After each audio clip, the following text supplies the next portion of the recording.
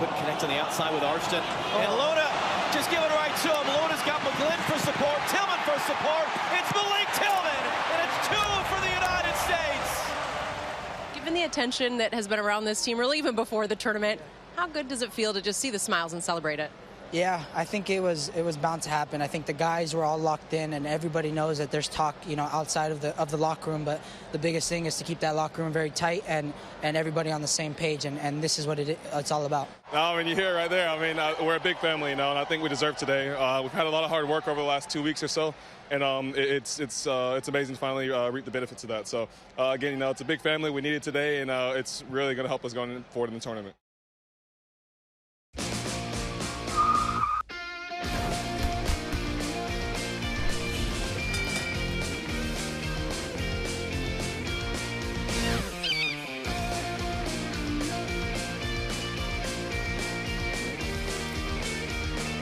Hello, Sunshine. Welcome to the State of the Union, presented by Yerba Madre, the boost you need when you want to win. Drink Yerba Madre, come to life. I am Alexi Lalas, and this is where we look at the beautiful game on and off the field through the lens of red, white, and blue colored glasses. This show is live, as it will be throughout the Gold Cup, following each day of action. This show, we're going to review Day 2, which saw the U.S. for the first time, and we look forward to Day 3 with some action featuring Jamaica and Panama and others that are entering the fray. But first, joining me as always, my friend, my colleague, my guiding light, David Mosse, a soccer savant and a Fox Soccer researcher and writer extraordinaire. Mosse, how you doing on this? What are we looking at here? Sunday, June 15th in the year 2025. I'm doing well. Day 2 in the books, a busy one. We had a triple header today at the Gold Cup. Now, Mosse, as those that watch this show, those that listen to this show know we usually at the top of the show do what we're watching. Obviously, we're knee-deep in this tournament. We had 3 games today, so I'm assuming we're not watching a whole lot. But I think the folks out there would like to get a little peek behind the curtain, okay? We've talked about this in previous tournaments.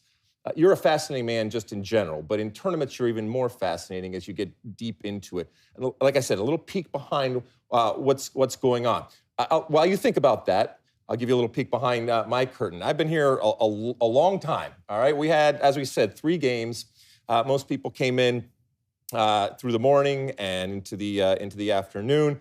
I was here bright and early doing some different promotions, went on Fox News earlier today to highlight not just a year out, but also the Gold Cup. Now, anytime you do a news show, obviously you are beholden, and rightfully so, to breaking news and news that, let's be honest, is much, much more important and bigger than soccer. And so, I'm coming on after some of the stuff that's going on over in Israel and all that kind of stuff. And so it was used to give someone who's watching just a little bit of a respite, just a little bit of a break from all that kind of stuff. But in no way does it equal or equate to anything that's going on over there. So, but I enjoy doing it. I was with Mike Emanuel, who's a big soccer fan, a fellow Rutgers alum, and it was fun to talk to him.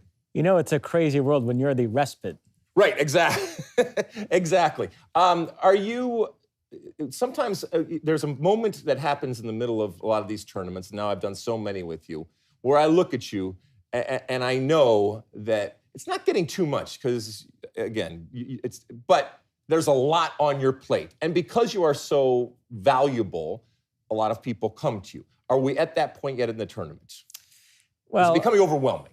Early in these tournaments, there's a lot of new faces we bring in that I have to get them up to speed on how we do things. So those first couple of days can be a bit stressful. There's a lot of moving parts that go into these tournaments for sure.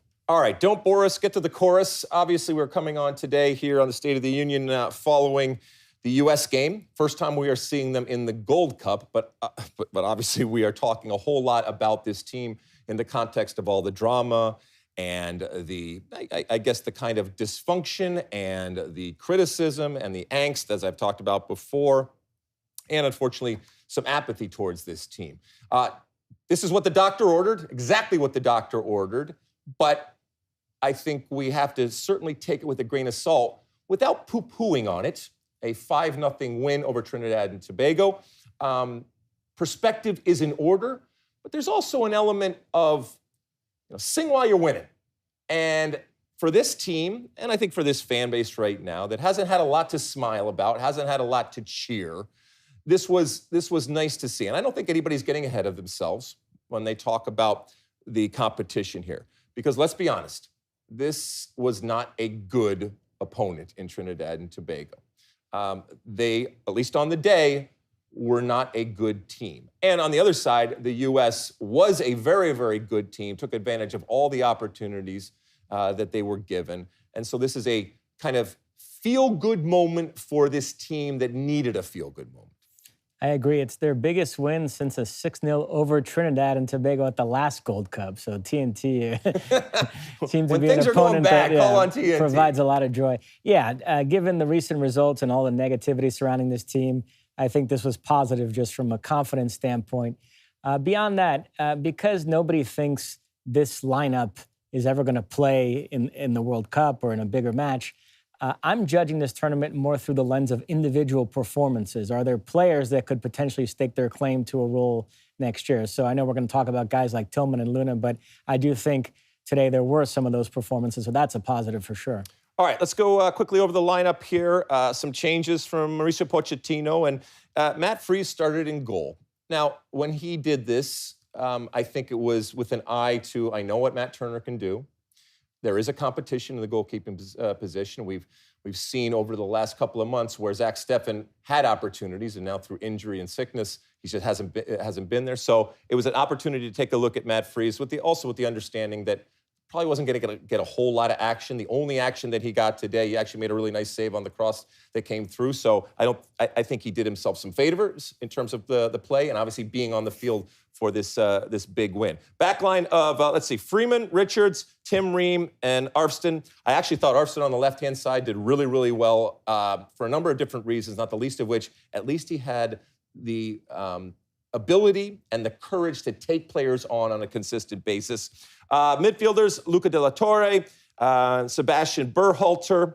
Let's see, some forwards. McGlynn again over on that right side. Malik Tillman in that 10 position. Diego Luna and Agyemang up top. I think the big winners today, obviously, Tillman with a couple of goals, and then Diego Luna kind of fulfilling and living up to some of the promise that we've talked about. Yeah, no Tyler Adams or Johnny Cardoso, but I've said it before. The best this team has is in that midfield. I think there's a lot of quality with De La Torre, Berhalter, and then those three playing behind the striker, Luna, Tillman, and McGlynn. I like all those three. And then you also have Brendan Aronson as an option off the bench. So the strongest part of this team, I think, is that midfield area, those attacking midfield positions.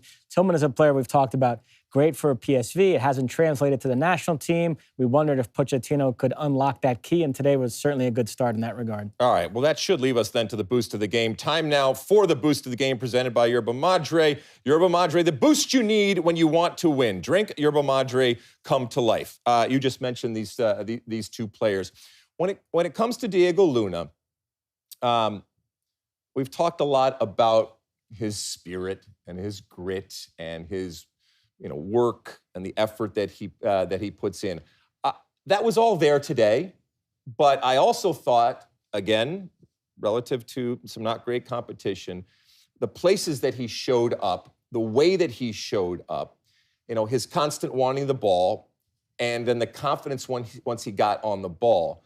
I thought this was really, really fun to see him recognize the opportunity. And let's be honest, this whole team, once they saw what they were up against, even a few minutes into the game, they had to have smelled blood. And I like that kind of ruthlessness that was part of this team, in recognizing that they had, kind of a wounded animal on their hands in Trinidad and Tobago, and the gifts that were being given. If you're watching the show, you can see some of the stuff that happened. Diego Luna, I think, came to light again, and I think again positioned himself as somebody that Mauricio Pochettino going forward is going to count on.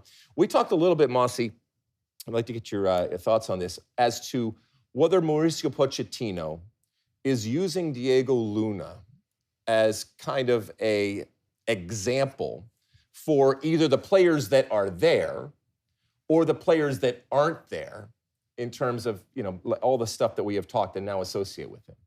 Well, he had a very interesting post-game quote talking about Tillman and Luna, which lots of people did interpret as a bit of a message for the missing player. Should we take a listen to that? Let's do that, yep. I think Malik is a talented player. That is obvious that everyone can see. What changed, I think, is, of course, I understand better him now. When people say, yes, you need time, yes, we need time, because we need time to create that link that can provide the players to perform, fight for you, and die for you, and the same for the coach. Trust, knowing that the player is going to fight for you and die for you. And that is why I think we are so happy, because he's a talented player, one of the most talented players I think that we have in USA.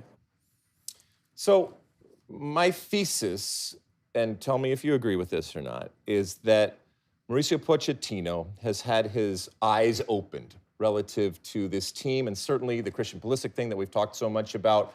But I just think in general, the reality of what he has and maybe what he doesn't have has set in. And we talked about this yesterday, where he's picking and choosing his moments to make his point, and that he is using Diego Luna as this conduit to show everybody else how he wants players to approach. And I talked about it on our show today with Marisa Dew and Landon Donovan. There are players at home that I think Mauricio Pochettino would honestly say, you know what? This is a more talented type of player. But I think he wants to use Diego Luna to say, look, this guy might not be as talented as you, but that heart and that soul, that's what I want. And guess what? That's what the American public wants to see. And if you can marry the two of them, then you're the complete player. And by the way, if Diego Luna is only that, then he's not a complete player. But he did show moments today where I think he can be a complete player and add that other side in terms of the talent that he has and the skill that he has and the effectiveness that he has. But certainly the players that aren't there, that are kind of being held up as the real players and the more talented players, there, you know what, stinks just like everybody else. And they have to have that component. And for maybe some of them out there, that missing component in order to be the complete player, in order to be the players and then ultimately the team that Mauricio Pochettino needs. Yeah, Luna is more than just an effort guy. He's Sure. a talented player. And same thing for Tillman. Tillman early in the game had a lovely flick to Agyemang where he showed his skill. But yeah, Christian Pulisic, for all the drama in recent days, he's obviously going to be back in this squad eventually. The guy I'm wondering about, if Tillman and Luna continue to impress this summer, is Gio Reyna. Mm-hmm. He might be falling down that pecking order because Pochettino might feel like he has better options at that number 10 spot for the reasons that you just mentioned. Gio Reyna actually might be the prototype of the soccer characteristics and personality that Mauricio Pochettino is trying to guard against. In that I don't think anybody has ever looked at Gio Reyna and the way that he plays and said, that reminds me of Diego Luna in any way, shape, or form. And yet, plenty of talent and an undeniable talent when it comes to him. I see you reading some of these. For those of you watching us, they just threw up a post there where they took us to task for being so negative on this team, but he referred to me, I think it was Musso, or got the name enough. a little bit. Wait, so you think that people out there think that we are being too negative relative to this team? Because I don't think we are. I think we're providing context. But why won't you get on board with the coach? You and whatever the heck you just called me, both are clearly rooting against this U.S. men's national team campaign. Just wish you were more positive after a 5-0 beating respectfully. Look, when they do, in baseball, when they do batting practice, right? The pitching coach or whatever comes out and they don't just throw stuff just so you can get into a rhythm and so you can just get, you hit the ball. That's kind of like what this game was. It doesn't mean that person that's hitting dingers on a consistent basis is going to be able to do that when the competition is there. But it also doesn't mean that it's not important to get in a rhythm and to understand your flow and to do all those things. Those Pochettino comments about wanting somebody that's going to fight and die for you, first off, that reminded me of the Al Pacino speech in Any Given Sunday. And to be honest, that's what you and I look for in podcast producers. Exactly. Do you think Sean Sullivan and Kyler Morris would die for us? I don't think they die for us. I think they would get bloodied for us, okay? But they definitely, they wouldn't, I don't think they'd die. Just to give people a peek behind the curtain, I was asked today to put together a graphic of notable missing players for the U.S. this summer. This was at the very top of the show when we got into the whole Pulisic-Pochettino back and forth, Pulisic wanting to play in the 2 friendlies and not the Gold Cup, and what Pochettino said in response. And so I was asked to put together a list of the notable players missing and the reason why. And for some of them, like McKennie, Way, and Gio, it's Club World Cup. Then there are a couple like Balogun where it's clearly injury. When we got to Pulisic, I asked our producers, what should I put there? Because what is the one-word description of why Christian Pulisic is not at this Gold Cup?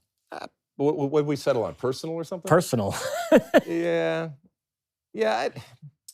When I think about, Christian Pulisic, it's part of the story. We have to tell it.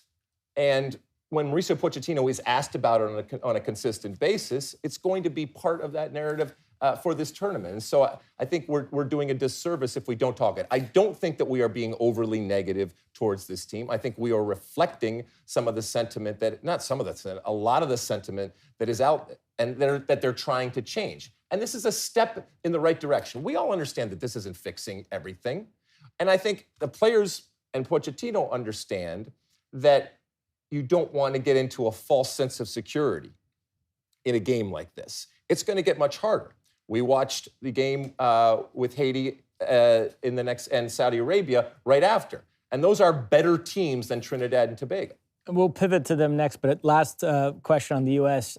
Patrick Agyemang did score a goal today. I'm not sure he knew much about it, deflecting that Luna shot. But then Haji Wright comes on and scores an absolute beauty. What do you think at center forward? We know Brian White struggled in those 2 friendlies.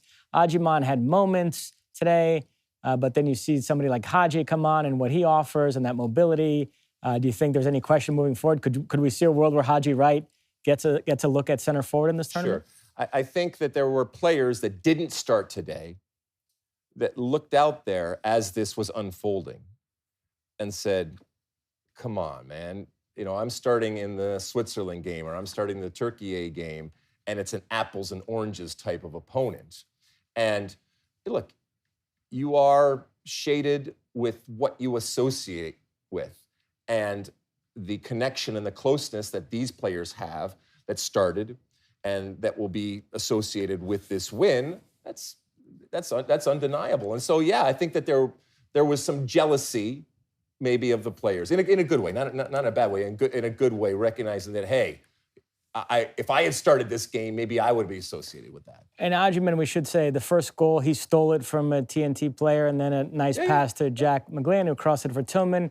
And Agyemang, he does get himself in good positions. There was a header in the first half off an Arfson cross, didn't go in, but there's something to be said for that. He's always in positions to score. Yeah, he is. I don't think he's the finished product by any stretch of the imagination, and I'm not comfortable saying that he's the starter come the World Cup next summer, but this was a good day.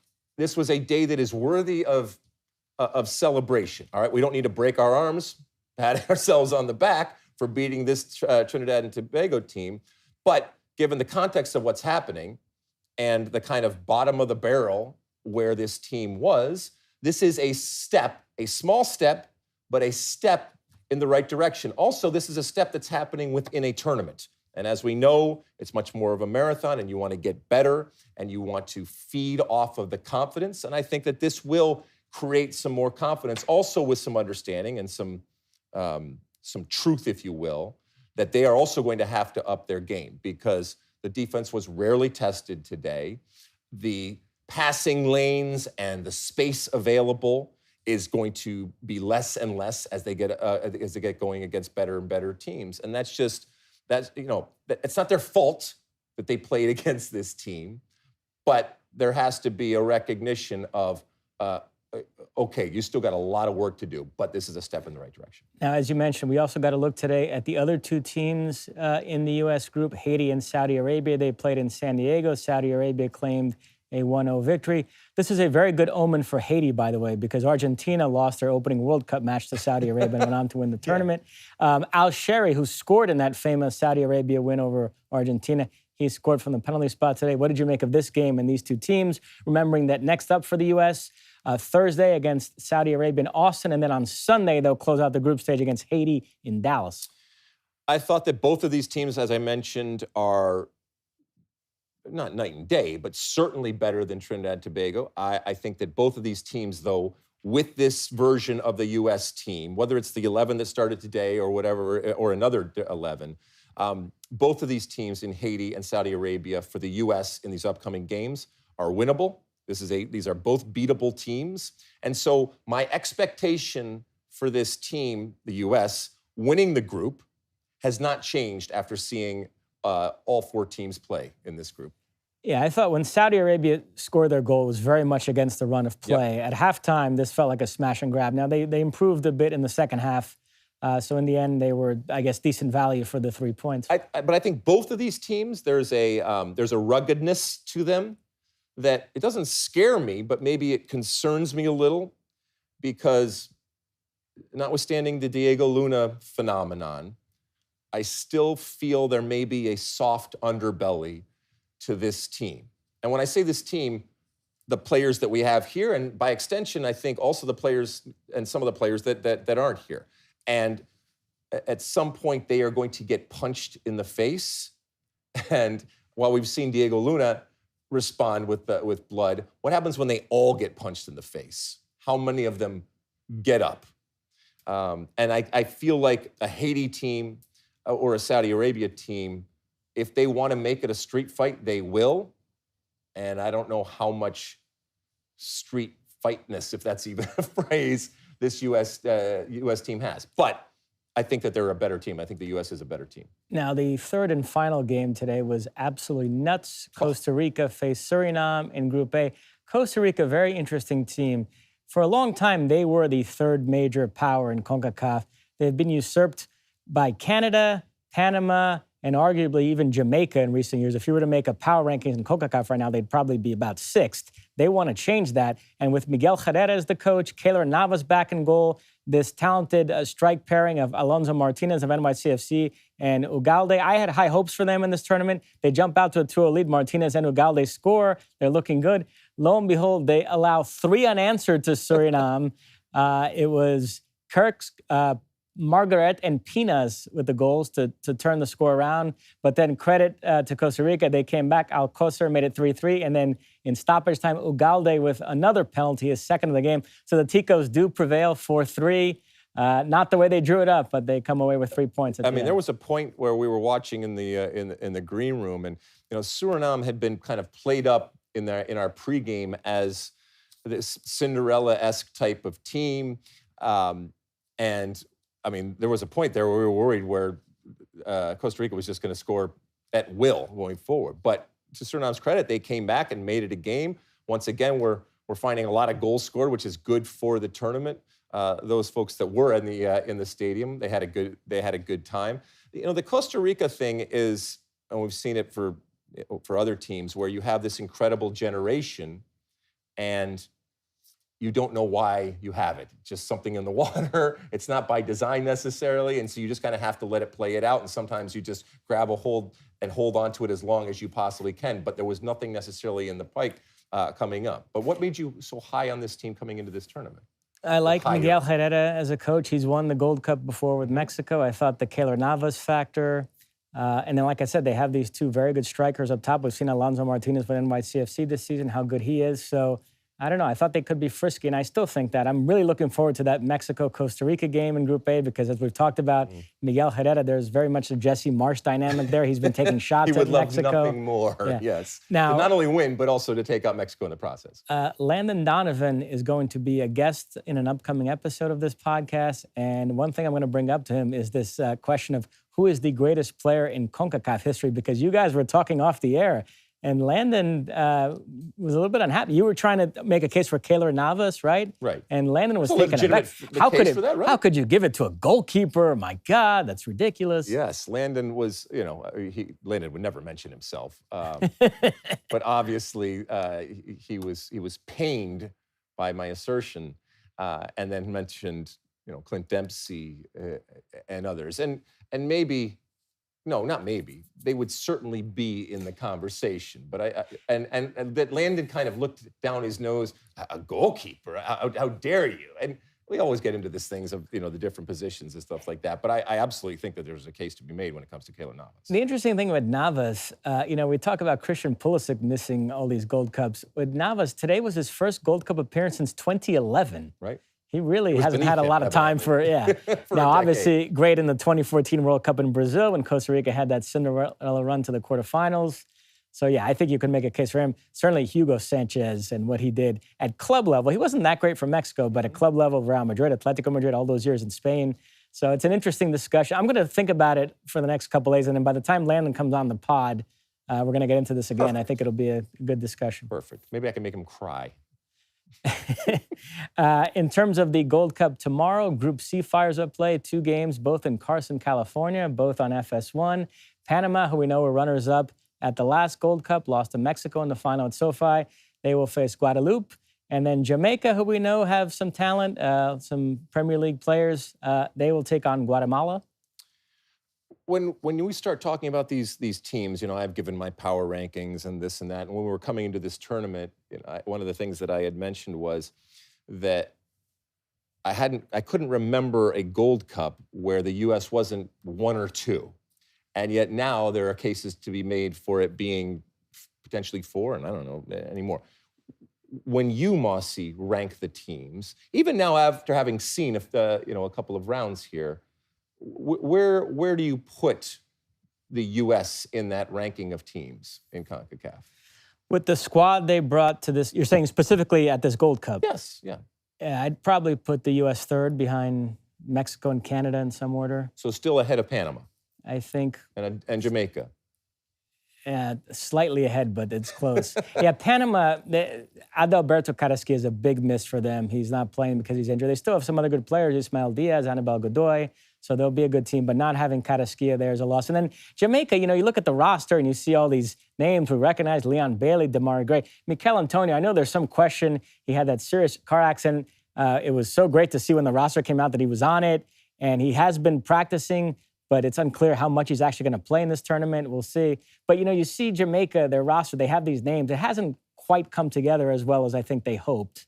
But you also have done enough tournaments, and, you know, I do these power rankings, and I will tell everybody as soon as I do them that they are subject to change and they are a work in progress. But the personality of a team can be very different and can change dramatically as they go through a tournament. And sometimes it's a different personality you didn't even know they had that emerges relative to the tournament. Maybe it's a return to a personality, or maybe it's just the same one, but in, you know, a bolstered type of way. So we'll see whether it's a Jamaica or somebody else, if there's a personality that emerges relative to this tournament. It could be completely different than, you know, all of the screaming and yelling that comes beforehand.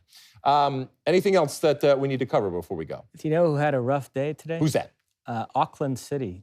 They lost 10-0 to Bayern Munich at the Club World Cup. This is the Club World Cup, right? That tournament it's still going on, right? Also, PSG picked up right where they left off in the Champions League final. They hammered Atletico Madrid 4-0 at the Rose Bowl. Very impressive. I saw Palmeiras Porto played to a 0-0 draw at MetLife Stadium. And then we got our first Brazil versus MLS, first of 3, because you also have Palmeiras are going to face Inter Miami and Flamengo are going to face LAFC. But today, Lumen Field, Botafogo, 2-1 winners over Seattle. They jumped out to a 2-0 lead. Seattle made it 2-1, and then a lot of pressure at the end. Botafogo had to barely hold on there, but they got out of there with a victory. Yeah, so. Christian rolled on with the goal, and by all accounts, they acquitted themselves well. Yes.